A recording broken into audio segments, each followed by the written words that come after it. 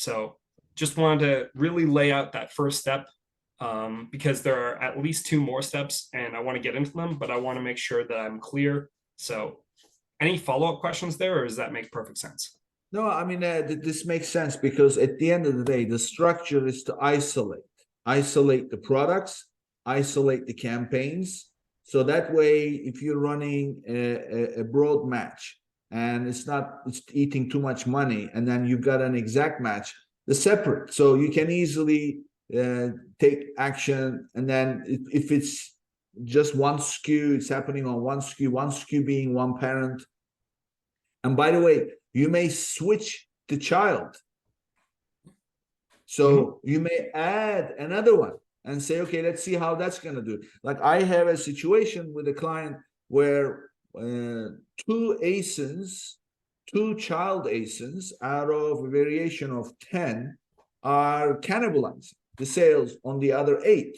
So we were trying to figure out what to do. Of course, as a matter of strategy, you pick only one of those ASINs, and then you advertise them, and then you ideally pick the lower priced one.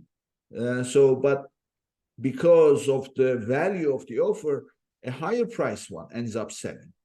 And by the way, this is another thing which is not available in Amazon's data: advertised ASIN versus the purchased ASIN under that campaign could be two different things, but you only know the advertised ones and the performance. So let's say that you are advertising ASIN 1, 2, 3, and people click on it, you pay the $1, and then they go to the parent ASIN because it's a child, and then they buy ASIN number 3.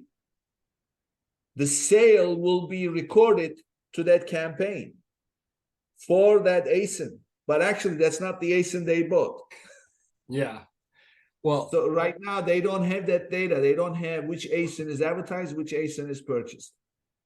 I mean, you technically can get it if you're a reports wizard, but then you can't attribute it to a search term. And that's the problem.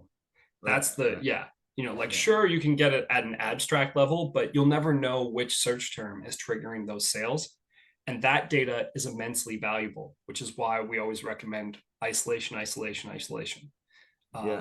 Because of exactly what you're talking about. Yeah, exactly. And the structure that you propose is the key to isolation. So this is great. I hope everybody listening, this was worth the wait. But definitely, this is the way to go. Well, that's only part one. There's another layer to this, which is once you've broken out all the products by broken out all the campaigns and put them in product portfolios, the next thing you got to do is decide on the purpose of each campaign, because I am a big believer in one purpose per campaign. And so what you need to do is go in and analyze, well, what is this campaign doing for me? And what is the point of it? Is it a product targeting campaign? Is it a category targeting campaign? Is it an auto campaign? Is it a research campaign with mostly broad match keywords or phrase match keywords? Or is it an exact match campaign with mostly winning keywords? Like, you need to decide, what is this keyword or what is this campaign doing for me? And then once again, portfolio by portfolio, decide individually what each of these campaigns are, and obviously leave the mixed ones for last. So, maybe there's a research campaign that's doing really well, and then there's a campaign with broad, phrase, and exact all in the same ad group or something like that.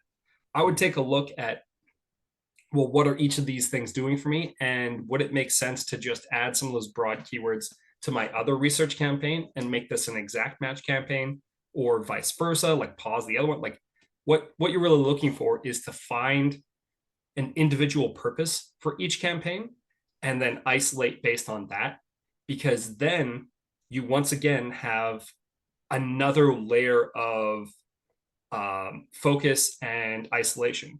You go into your you go and you notice that something went wrong with your Amazon advertising. Then you say, well, which portfolio was it? Oh, okay, it's this one. Click in. You're like, oh, which purpose campaign had the problem? Oh, boom, it's this one. But if you don't have that specific structure, it's hard to quickly understand what's going on inside of your account. And then there is a 1B portion of this, which is hopefully it's possible. If it's not possible, then don't worry about it. But hopefully you can get down to just one ad group per campaign. I'll admit that's not always possible in an account, especially if there's some kind of legacy structure that doesn't really help. But that's something that we always strive for, at least in the majority of our accounts. And then even after that, the further step to that is we traditionally will try to isolate the brand name out of the other campaigns and have a specific brand name campaign. And often what we'll do is we'll actually even put that brand name campaign in a different portfolio. You might say, well, why? Why would you do that? And the reason is branded campaigns traditionally will have amazing ACoS, tons of sales, because you are the most relevant person, or you're the most relevant product for that brand name. So we try to take that out so that if something goes wrong, there's not a branded keyword that hides the portfolio level performance. And so that's something that we've found to be very effective. And you can also do the same thing with product targeting campaigns and removing your own ASIN from those product targeting campaigns. Because once again, we found that that can be a really tricky situation where we're actually hiding our performance behind something that's not real. Mm-hmm. So I know that I kind of rambled there, but does that make sense? Can you see how that would be like the next logical step in moving towards a solid structure?